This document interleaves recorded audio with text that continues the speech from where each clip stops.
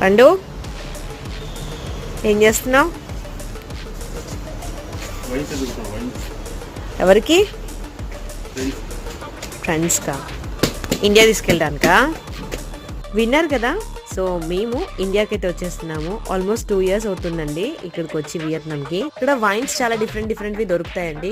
అలానే వీటి ఏజ్ ని బట్టి కూడా ఉంటుంది కదా. స్పెషల్ గా గిఫ్ట్ బాక్సెస్ కూడా సపరేట్ గా ప్యాక్ చేసి ఉన్నాయండి. ఎందుకంటే చాలా మెంబర్స్ ఇక్కడ నుంచి తీసుకొని వెళ్తారు.